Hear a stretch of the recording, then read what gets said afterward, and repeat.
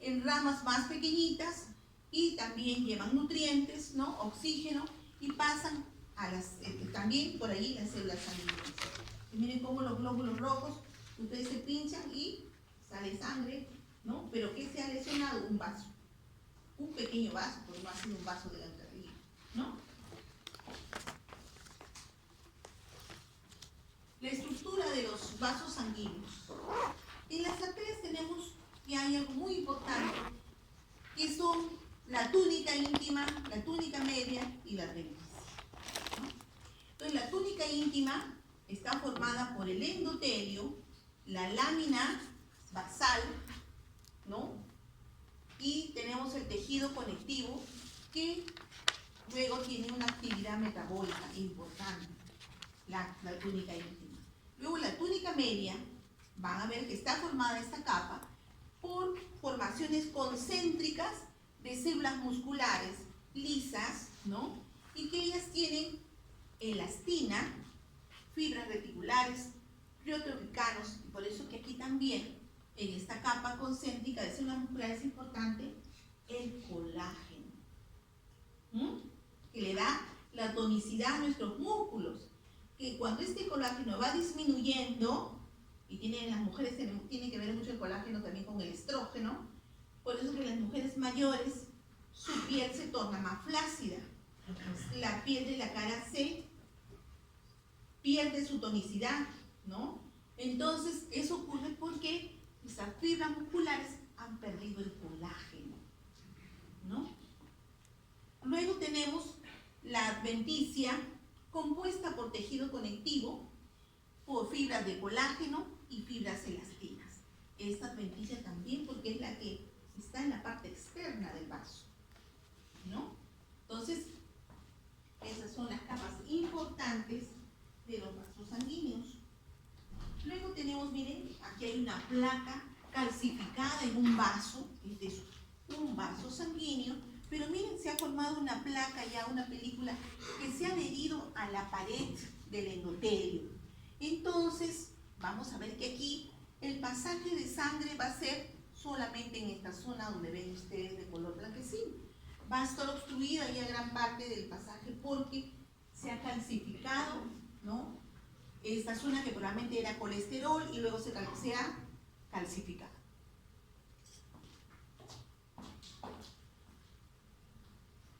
Entonces, tenemos que en los vasos sanguíneos también hay anomalías congénitas. Quizás uno de las características más importantes de ver estos vasos anómalos se dan en los recién nacidos y en los fetos, ¿no? Porque sabemos muy bien que todo vaso sanguíneo va a irrigar un órgano, ¿no? Tiene una función específica. ¿Y qué sucede si se forman los vasos aberrantes? 2 o 3 de repente irriga de más, ¿no? O irriga de menos. De repente, si empezamos por el cordón umbilical, sabemos todos que el cordón umbilical, ¿cuántas arterias tiene? ¿Cuántas venas?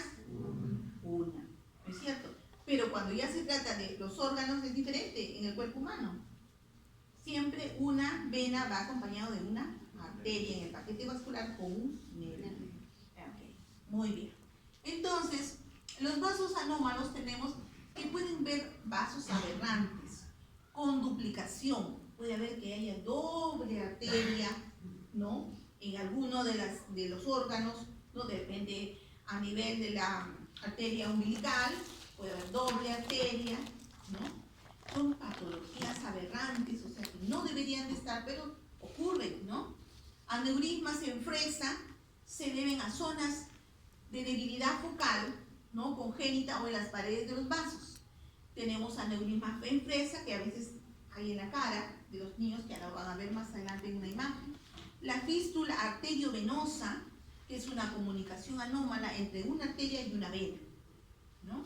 Entonces, esas son las anomalías congénitas más frecuentes, ¿no? Se formó así desde que se desarrolló el ser humano. Entonces, tenemos que hay trastornos ácido-base que también se dan en estas arterias o estos vasos sanguíneos. Según el pH, tenemos que hay 2 tipos de estado ácido o base, ¿no? La acidemia, aquí tenemos, HCO3 disminuido y el PCO2 elevado. En cambio, en la alcalemia tenemos cómo va a estar el HCO3 elevado y el PCO2 disminuido. Entonces, es importante porque también ustedes saben que nuestro organismo tiene un equilibrio ácido-básico, que es muy importante porque él nos va a llevar, si hay un desequilibrio, nos va a llevar a determinadas patologías. Entonces, las células epiteliales tienen múltiples funciones, ¿no? Unas sobre el metabolismo de las hormonas, otras sobre la transferencia de células, otra porque hay una conservación de la interfase no trombógena, o sea, tratan de que no se trombose el vaso, ¿no? Esa es su función de esta célula, evitar que se trombose. Luego la modulación del flujo sanguíneo y resistencia vascular.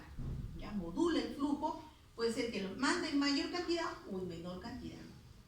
Luego regula las reacciones inmunológicas e inflamatorias y el control de crecimiento de otro tipo de células como las del músculo liso. O sea, sabemos que las células del músculo liso se van a formar en determinada cantidad si esta es una arteria, que no es igual al de una arteriola. Su capa muscular es más escasa, ¿no?, que las arterias de gran calibre. Luego, las propiedades antitrombóticas impiden que se formen los trombos.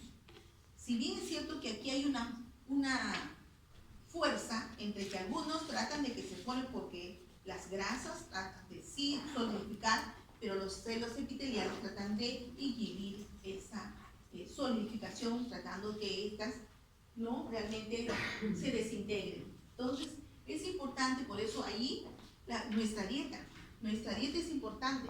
Por eso les decíamos que justamente cuando nosotros día a día nuestro organismo está en esta lucha, porque importa mucho de la dieta que tenemos cada día.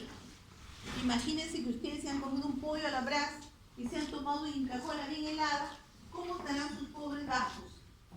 La grasa se ha pasado y probablemente todavía queda grasa en sus arterias, ¿no?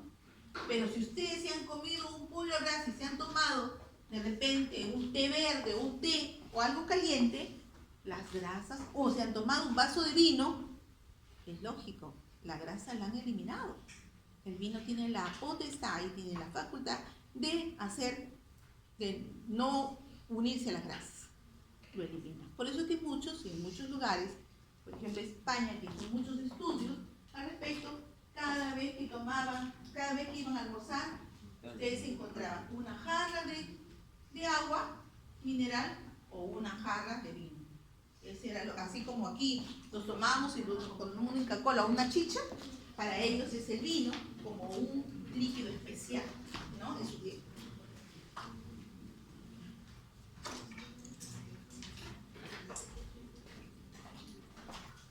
Entonces importa mucho que nosotros apliquemos nuestros principios bioquímicos para evitar de que se formen nuestros trombos o esas acúmulos de colesterol, de grasa en nuestros vasos sanguíneos, ¿no? Y otra también es el movimiento y la actividad. Una persona puede consumir una parrillada, pero después al día siguiente tiene que estar en un ejercicio para quemar grasa. Y la actividad hace que cuando el ser humano no tiene movimiento es donde más se acumulan las grasas y los desechos, como son los carbohidratos, ¿no? Que son tóxicos, ¿no? Así es. Entonces la actividad física nos hace justamente hacer que tenga movimiento, ¿no? La oclusión de un vaso sanguíneo, miren, ¿ven? Este es un vaso sanguíneo que miren cómo ha ido cada vez, y miren lo que le queda nada más, por ahí nomás va a pasar la sangre, porque ha sido totalmente ocluida la luz. Eso es lo que ocurre, y por supuesto que esto tiene un periodo de tiempo, tampoco nos vamos a decir que ustedes jovencitos rapiditos, ¿no? Depende cómo han sido de niñitos alimentados, pero generalmente eso lo encontramos en las personas mayores, las personas que tienen 60, 70, 80 años, ¿no? Entonces, quizás los problemas de una dieta inadecuada y la falta de ejercicio ha hecho que ya se vaya acumulando en sus vasos sanguíneos, ¿no? Y se vayan ocurriendo. Entonces tenemos, por otro lado, Ya hemos visto las células del endotelio. Ahora tenemos las células del músculo liso. Las células del músculo liso se cargan de la vasoconstricción y la vasodilatación. Por eso que los vasos, cuando tenemos frío, cuando tenemos calor, se dilatan, ¿no? La síntesis de los diferentes tipos de colágeno, como la elastina y los proteoglicanos, ¿no? La elaboración de estos factores de crecimiento y las citoquinas tienen una actividad migratoria y van a proliferar, ¿ya? Entonces tenemos que justamente porque los músculos tienen mucha importancia y que nuestros tejidos o nuestros vasos sanguíneos tengan esa capacidad de distenderse y de contraerse.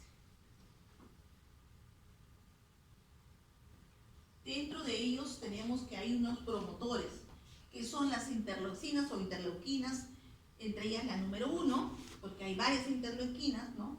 El factor de crecimiento derivado de plaquetas, ¿no? Y luego, que tiene que ver con las células centrales y los macrófagos, y los factores de crecimiento de los fibroblastos, que son los que van a conformar los, ¿no?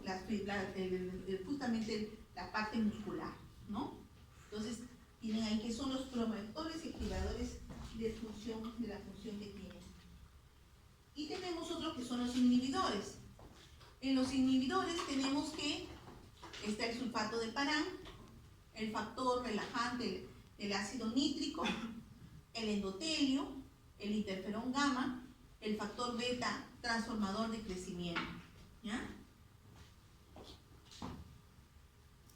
Luego, miren por ejemplo, esta es una disección aórtica, o sea, se ha abierto la aorta, se ha cortado y se ha abierto la aorta, y miren la capa que tiene aquí. Esta es la parte interna, pero aquí está, ya hay un crecimiento de tejido en esta zona, como aquí también, miren que las paredes del vaso, ¿no? Eso es lo que nosotros podemos ver cuando nosotros hacemos una necropsia, porque la persona así, que está viva, buena y sana, no le podemos ver los vasos como están, pero hoy en día con los equipos de radioimágenes sí se pueden calcular el grosor y cómo está la persona internamente, ¿no? Y esto es ya cuando nosotros tenemos la oportunidad de tener la aorta en nuestras manos y poder abrir, ¿no? La ruptura, cuando hay ruptura vascular, miren, aquí está ahí un corte, donde está ahí parte del tejido muscular, pero miren cómo va parte este es el endotelio, y miren cómo hay una ruptura ya de esta parte, y cómo, ¿no? Va haciendo, por eso es que eso puede ocurrir internamente en nuestros vasos. Y eso es lo que nosotros tenemos que evitar. La arteriosclerosis. Entonces ya lo hemos visto incluso en las láminas de práctica, que es la formación de estas placas de fibra adiposas que van a estar en la íntima como lípidos en la pared del endotelio. Y hay una esclerosis medial calcificada. Cuando está calcificados, gran parte de ellas le llamamos arteriosclerosis de Monkeberg, ¿no? Generalmente esto ocurre en las arterias uterinas de la mujer que ya no menstrua, ¿no?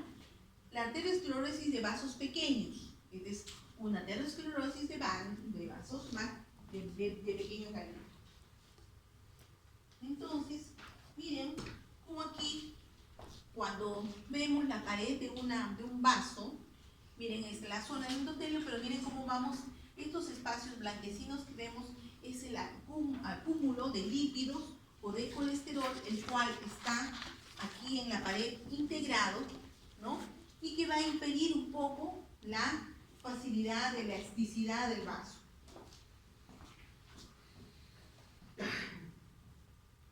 Aquí tienen entonces la arteriosclerosis causada por este acúmulo o ese revestimiento, ¿no? Interno de esa placa, ¿no? De tejido fibroadiposo en la arteria, ¿no? Entonces hay un engrosamiento, un endurecimiento de esta arteria que va a perder su elasticidad. La placa está formada por depósitos de sustancias grasas, de colesterol, de productos de desecho de las células, el calcio, la fibrina y las arterias de medianas como también en las grandes, ¿no? Entonces por eso es que tenemos nosotros que tratar que nuestras paredes internas de los vasos no tengan estos desechos y no formen esa placa, ¿no? La arteriosclerosis es una enfermedad lenta, por eso le decía que no se presenta en niños, se presenta en las personas a mayor edad porque no han, ¿no?, cuidado de que esa placa no se forme internamente. Y esto va a ocurrir de forma progresiva. O sea, por ejemplo, ustedes, si se descuidan, ahorita todavía está muy bien, pero van a tener más edad. 35, 40, 45, no saben en cuál de esas edades ya empieza a afectar, ¿no? Entonces podría empezar desde la niñez, miren. Por eso es que hoy en día nosotros en el hospital tenemos campañas donde tratamos de decir a las mamás que si su hijo está gordito, venga, lo trae al hospital porque tenemos que adelgazarlo, desde niñito, ¿no? Porque hoy en día, como ustedes saben, la vida cotidiana que es tan rápida, la mamá por un trabajo que ella también trabaja, entonces ¿qué hace? Rápidamente a su hijito su lonchera, panes, ¿no?, cosas con grasa, y ya, o le da dinero y el niñito se escoge lo más rico y se come lo menos saludable, ¿no? Entonces después el niño termina 9, 10 años y es un gordito, ya un barrilito, ¿no? Entonces imagínense cómo va a terminar de adulto. Eso es lo que ocurre, por eso tenemos que tratar, no por fastidiar, sino que las personas anatómicamente tengan un cuerpo que no sea yendo a la obesidad, ¿sí? Doctora, ¿con qué tipo de examen exactamente dijo que se podía hacer una medición milimetrada para el caso de la tuberculosis? Te lo voy a averiguar, ni me acuerdo, pero es con la resonancia. Tiene un nombre, tiene un nombre, que recién se está haciendo, antes no se hacía, no había eso. Hoy en día todo el mundo queremos medirnos para ver, claro, es importante, ¿no? Pero ahora con la incorporación de nuevas pruebas es que nosotros podemos determinar cómo vamos, ¿no? Entonces la arteriosclerosis en sí es un trastorno común de las arterias por acumulación de grasa, de colesterol y de otras sustancias en las paredes de estos vasos, y se van a llamar ateromas a estas placas, ¿no? El tejido graso puede erosionar la pared de la arteria, la puede lesionar la pared interna y disminuye la elasticidad y va a interferir con el flujo sanguíneo. Menos sangre va a poder pasar, ¿no? Es como nuestras calles, si se obstruyen, menos carros van a poder pasar. Es igualito, ¿no? Las placas se pueden romper haciendo que estos desechos migren al torrente circulatorio. Entonces, cuando esto migra, eso es lo que se va a llamar émbolo, ¿no? Entonces, la arteriosclerosis es la causa común de un ataque cardíaco, de una apoplejía, de esa dificultad que va, o esa parte, esa función que se va a perder en la persona para dar un movimiento. Por ejemplo, puede haber una parálisis, porque un vaso obstruido no permite de repente irrigar muy bien el miembro inferior, o bien un brazo. Entonces eso va a ocurrir por arteriosclerosis. Los coágulos se forman alrededor de los depósitos en sí de la placa, obstruyendo así el flujo de sangre, y se desprenden y viajan hasta el corazón, los pulmones, o pueden ir al cerebro, y es lo que ustedes conocen como embolia cerebral, embolia pulmonar, ¿no? Existen hipótesis de un componente inmunológico en la inflamación y que puede ayudar a causar arteriosclerosis. Mucho se ha dicho sobre la hipertensión y sobre la arteriosclerosis, pero también, aparte de que todo este sistema inmunológico, también hay genes que acompañan, y la parte genética no deja de destacarse en este proceso. La arteriosclerosis tiene la restricción severa del flujo de sangre al músculo del corazón. Provoca síntomas, y en ello lo que ya nosotros conocemos en el infarto, dolor. La persona siente un dolor en el pecho porque esa es una angina, lo va a llevar a un probable infarto. Los factores de riesgo son fumar, pues ustedes jovencitos no deben fumar en lo posible, porque ¿qué hace el cigarrillo? La función vital del cigarrillo es producir vasoconstricción, disminuye la luz del vaso. Entonces imagínense si es una gestante fumando, Ella necesita más bien que todos sus vasos estén permeables porque va a dar lugar a su bebito para pasarle los nutrientes. Pero si ella fuma, lo que va a pasar de nutrientes es muy poquito, por lo tanto van a ser un niñito enano, un chato más, ¿no? Porque no va a poder tener la nutrición y el oxígeno adecuado, ¿no?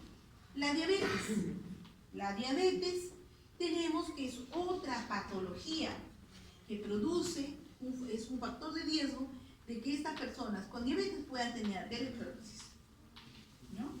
Porque también se afectan los vasos sanguíneos y los de pequeño calibre.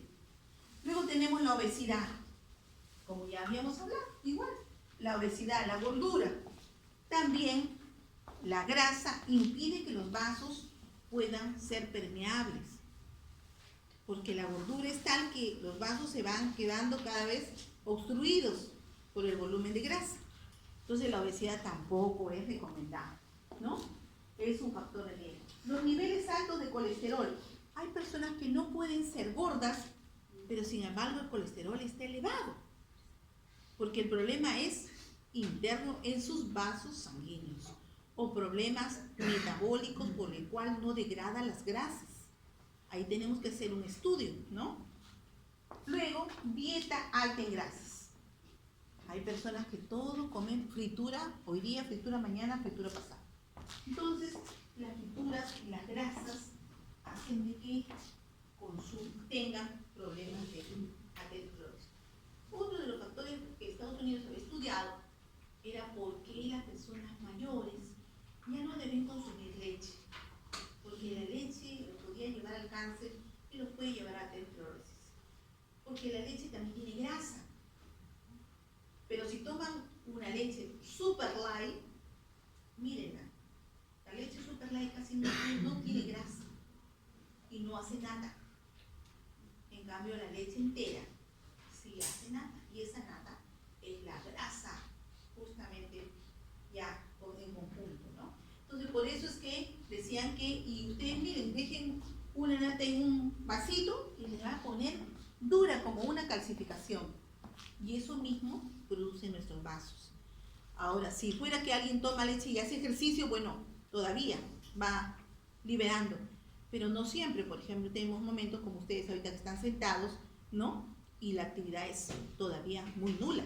Entonces, eso tiene que, porque ya las personas mayores que tienen una vida un poco más sedentaria, ya no podemos consumir muchas leches, sobre todo leche entera, ¿no? Entonces, la aterosclerosis, tenemos que los antecedentes familiares o personales de enfermedades cardíacas. Es importante, yo no dejo de decir que tenemos que estudiar siempre el árbol familiar, el árbol genealógico. Lo importante, porque todos nosotros tenemos una raíz de donde venimos, nuestros padres y nuestros padres, nuestros abuelos. Entonces siempre hay, entonces si nosotros estudiáramos a todas las personas haciendo su árbol genealógico, podemos identificar ya qué enfermedades podemos prevenir en aquellas personas. Porque no es en vano, estoy totalmente convencida, porque lo sigo a través de los casos que llegan diariamente en el hospital. Entonces, las enfermedades familiares ya nos predicen de que tú puedes tener tal enfermedad, y como sabemos, la podemos evitar.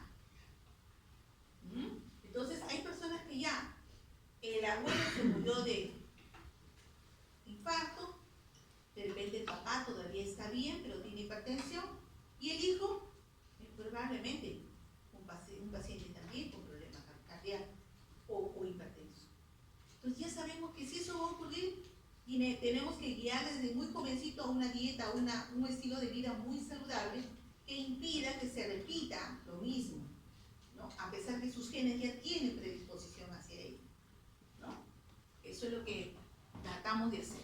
La enfermedad cerebrovascular, ¿no? Hay personas que ya tienen problemas, accidentes cerebrovasculares por obstrucción que puede haber tenido el abuelo, el bisabuelo. Entonces ya sabemos que también esa persona probablemente tiene ese riesgo de poder repetir en las siguientes generaciones ese problema, ¿no? Enfermedades vasculares periféricas de presión sanguínea alta, también. sabemos muy bien que, por ejemplo, si hablamos de las personas de raza morena, no es porque hagamos discriminación, sino porque las personas de raza morena tienen tendencia a ser hipertensos. Por eso ven que las personas morenas tienen activado algún gen, por eso ellos son muy alegres, por eso son bailarines, por eso son deportistas, porque tienen genes que son muy activados y dentro de ellos está la hipertensión. Generalmente es muy raro una persona de raza morena que no tenga hipertensión, porque lo lleva genéticamente, ¿no? La enfermedad renal requiere de diálisis, ¿no? Son también trastornos que pueden estar asociados a aterosclerosis. La enfermedad renal que puede haber en la familia, ¿no? O que se presente en un niño, hay que buscar los antecedentes, si es que lo tienen los padres o los abuelos, o porque nosotros somos una rama donde nos importa nuestra mamá, nuestro papá, los hermanos de nuestra mamá o hermanas, igualitos de nuestro papá, porque son nuestros tíos directos, ¿no? Y luego nuestros abuelos, ¿no? Porque hay generaciones que lo tiene el abuelo, no se repite en el padre, pero se repite en el nieto. Y eso es conocido, ¿no? Y eso observamos, porque el médico tiene que ser un observador neto, si no, no puede identificar las enfermedades. Y nosotros vemos, yo lo voy viendo a través del tiempo que tengo como médico, que ya tengo 20 años en el hospital, y que voy siguiendo a los pacientes, y me doy cuenta cómo se repiten las historias porque las indago, porque yo me siento con cada paciente a preguntarle. Justamente tenía el otro día una chica, jovencita, que está embarazada, mejor que era su segundo embarazo, porque ella a los 17 años tuvo su primer hijo, de 5 añitos ya está, pero ¿qué sucede? Que luego sale embarazada nuevamente. Entonces, ella no quería un segundo embarazo. Lloraba y venía con una crisis tremenda, que ella quería que lo aborten, porque ella no quería otro hijo, no más. Porque su primer embarazo había tenido una mala experiencia, de un parto casi de 2 días, que le hicieron sufrir mucho, y que decían, no quiero saber más, es suficiente con un hijo, no más. Entonces, el esposo también estaba desesperado, no sabía qué hacer, ¿no? Y le echaba la culpa, que yo no quería tener otro hijo. Entonces, él también se sentía mal, decía, ¿cómo ayudarla, no? Entonces, yo ahí mismo le dije, bueno, la voy a encaminar, porque ella estaba en Cayetano. Le dije, yo le voy a encaminar al hospital, pero algo voy a conversar con Mayra, que me acepte que yo la voy a llevar a psiquiatría, ¿no? Porque su problema y su depresión de una crisis es un problema que tiene que evaluarlo un psiquiatra. Y ella va a llevar un embarazo a buen fin. Bueno, su tía, su mamá, ya doctora, sí, porque no sabemos qué hacer, tantas veces se desespera, llora, incluso se intentó suicidar. Ha tomado pastillas que le hemos tenido que llevar a la clínica, todo lo que ve. Ah, muy bien. Y miren, cuando yo hago la reunión, me interesé por ella, dije, la vi joven y todo lo demás. Y cuando eso averiguo por su mamá, y luego a su mamá le pregunto, ¿no? ¿Qué problema? ¿Por qué? Si ella siempre ha tenido esos problemas de depresiones, ¿no? No, me dice. Con una de las tías pregunto, y ella me dice, sí, pero voy a preguntar de todas maneras también, porque empecé yo a averiguar por la genética. Y cuando en eso la abuelita me dice, ay doctora, yo le voy a contar la verdad. Yo también me quise suicidar por tener mi tercera hija. Porque tuve problemas en el embarazo, tuve problemas con mi esposo, me separaba y yo intenté suicidar. Igualito lo que ha pasado con Mayra. Y yo dije, qué bien. Ya uno más para mí, la genética se repite, los cuadros se repiten. Quizás no ha sido la generación, y me dice, y justo es la mamá de ella, sino que su mamá no sabe que yo la quise eliminar. Nunca le conté la verdad. ¿Se da cuenta? Y se ha repetido en la nieta. Entonces, a Dios gracias, estos días ya Mayra ha dado a luz, su bebé, y la han atendido y está feliz, contenta, porque yo sí, le hemos llevado en todo momento que ella tenga tranquilidad, seguridad, que todo le va a ir bien. Y le ha ido muy bien. Entonces, Y eso es lo que tenemos que hacer, porque quizá ella rompe ese problema de esa tensión y este amor lo rompe. Y ese niño va a ser un niño incluso, ¿no?, anímicamente más tranquilo, más sereno. Porque eso es lo que ocurre, los temores que tiene la madre y todos esos problemas afectan, los hereda. ¿Quién? El hijo o la hija, ¿no?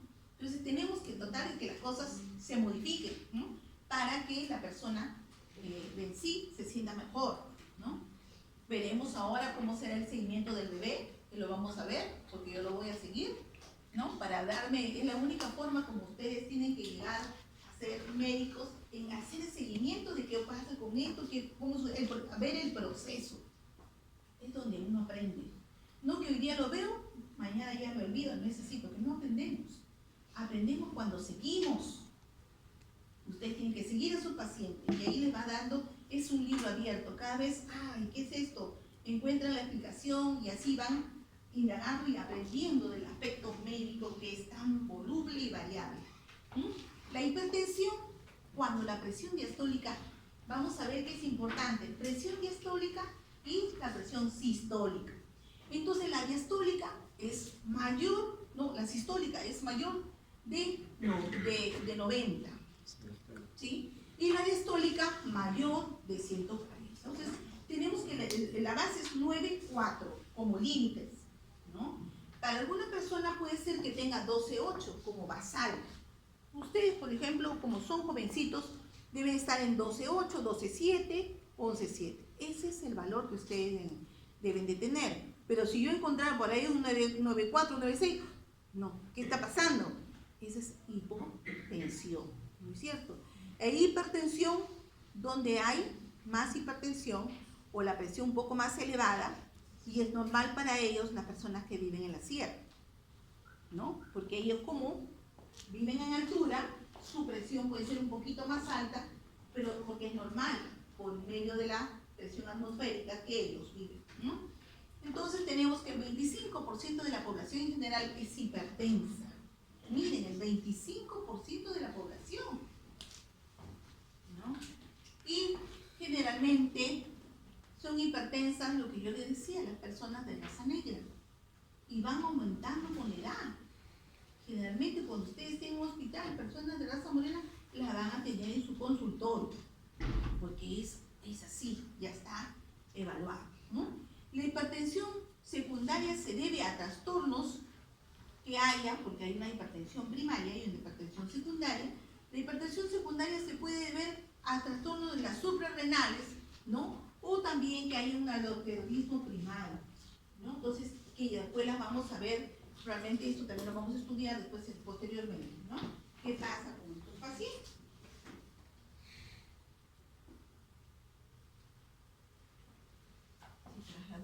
Bueno, no importa, si lo ven.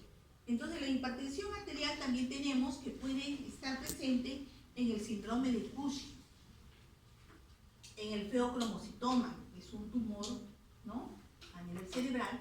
El síndrome de Cushing, aquellas personas que también tienen problemas, se afecta a las glándulas adrenales, suprarrenales, y tenemos que la persona tiene obesidad, donde es gordo por arriba y termina con unas piernas muy delgaditas, ¿no? Es como cuerpo de pajarito, muy gordito, y no. Esos son los síndromes de Cushing. Luego, las enfermedades neurológicas también. Las enfermedades neurológicas también, ellas van a cursar con la hipertensión, generalmente van asociadas, ¿no? La patogenia, ¿por qué? Porque por el cerebro va el oxígeno y van los vasos sanguíneos que nutren al cerebro, ¿no? La patogenia de la hipertensión esencial, o sea, aquí tenemos que ver si algo pasa, ¿por qué se produce la hipertensión esencial? Algo está fallando en esta persona desde una alteración muy temprana, ¿no? La interacción entre factores genéticos y ambientales, ¿no? Hay generalmente, como vamos, la parte ambiental tiene una vital importancia, hasta el clima, porque no es lo mismo estar en zonas donde hace mucho frío a estar en zonas donde hay mucho calor. Los vasos van a estar ¿en qué fase? En clima cálido, muy caliente, tropical, distendido, dilatados. ¿no es cierto? Y en cambio en climas fríos están más en vasoposición, ¿no es cierto?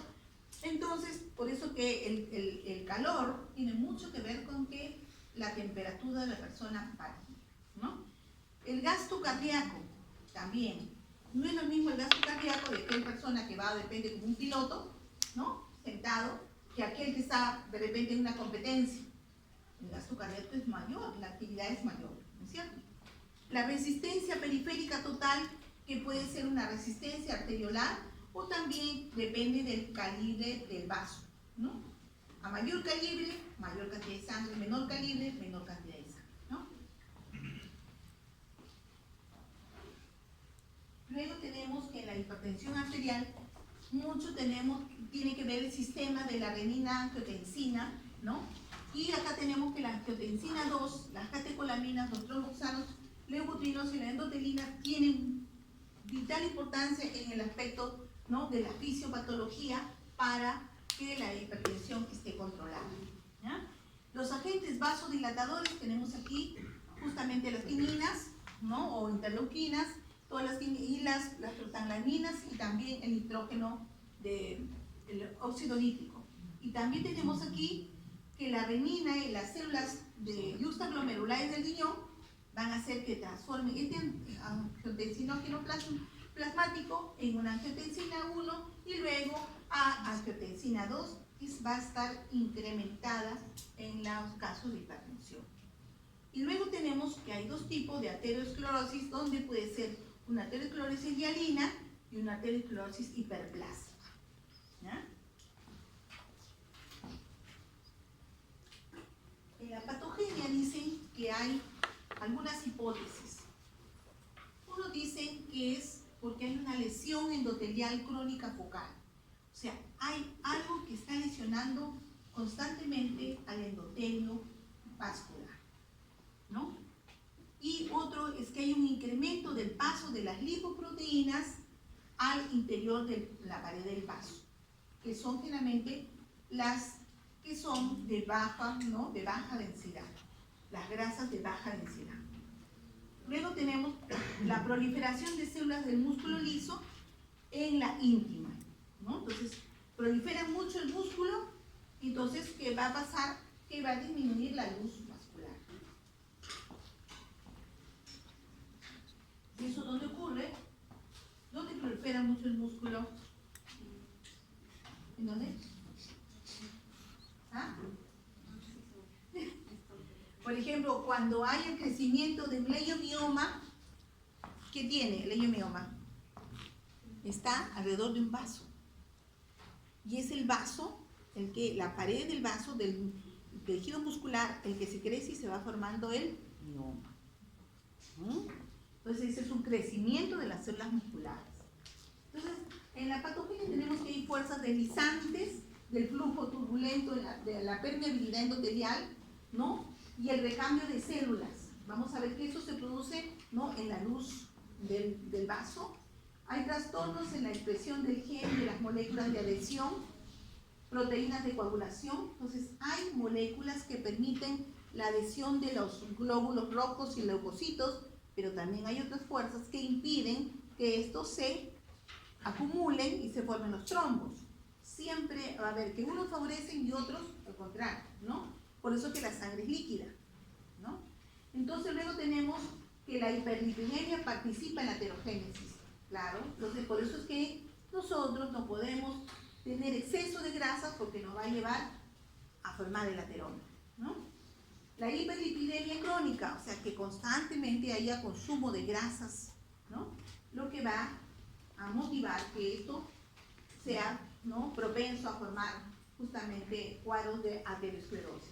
Las lipoproteínas acumuladas dentro de la íntima, ¿no?, y luego el colesterol de baja densidad, que van a ser oxidasas que van a contribuir justamente a formar, ¿no?, los trombos, posteriormente los trombos van a ser los émbolos, ¿no?, una vez que se transitan por los vasos.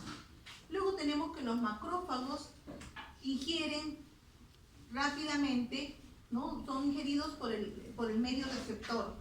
Va a haber Los macrófagos van a tratar de más bien eliminar los desechos o las sustancias que están en los vasos.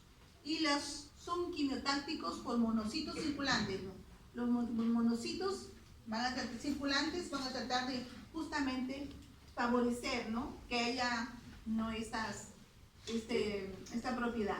Incrementan también la adhesión de los monocitos, inhiben la motilidad de los macrófagos. Los macrófagos que van justamente, ¿no?, a mediar allí, vamos a ver que están inhibidos, estáticos, no tienen mucha actividad. Estimulan la liberación del factor de crecimiento, ¿no?, y de las citoquinas. Son citoquinas, estas citoquinas son tóxicas y generalmente para las células endoteliales y también para las células del microorganismo, ¿no? Y también son inmunógenas, ¿no? Entonces sabemos que ahí hay diferentes actividades inmunológicas que también tienen un rol importante, ¿no? Entonces, ¿qué sucede en las células de heterogénesis? Vamos a ver que a esta lesión se va a producir a nivel del endotelio, los monocitos se van a adherir, se desplazan dentro de las células endoteliales y se ponen debajo del endotelio y se transforman en macrófagos.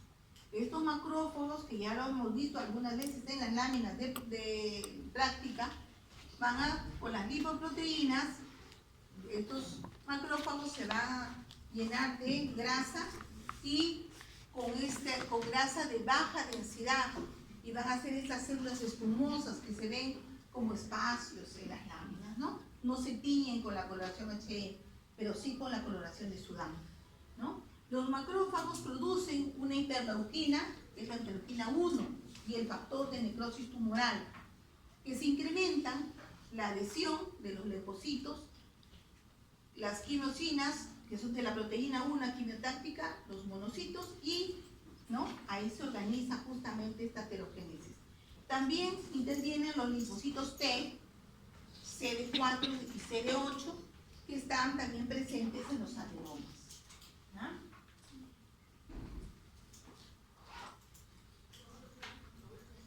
Luego tenemos aquí que la aterosclerosis, ya habíamos dicho que hay dos formas de acuerdo a en la clasificación de pequeño calibre. La aterosclerosis hialina, que se presenta generalmente en las personas de edad, ¿no?, y en la diabetes. En cambio, la aterosclerosis hiperplástica concéntrica, con depósitos de sustancia fibrinoide y necrosis aguda, ¿no?, que puede estar presente en cualquier otro de los órganos, ¿no?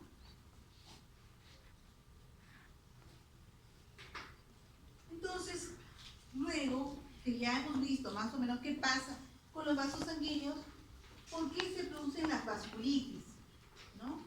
Las vasculitis, y hay varias vasculitis, hay una clasificación en la que las vamos a conocer, porque esa inflamación de los vasos, llamada vasculitis, son un grupo de enfermedades que se caracterizan por esta inflamación, ¿no?, de los vasos sanguíneos, y se deteriora en sí la obstrucción, el flujo de sangre, y se daña la pared arterial, ¿no? Entonces tenemos que hay factores genéticos, hay genes que determinan la expresión de estas citoquinas, hay genes que determinan la expresión de enzimas o inhibidores enzimáticos, ¿no? Entonces tienen ahí que hay dos factores genéticos importantes a considerar. Miren, una lesión vascular congénita, ¿no?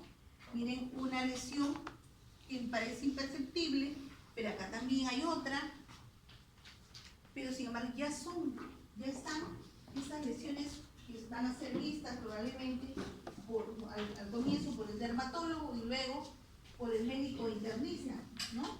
Porque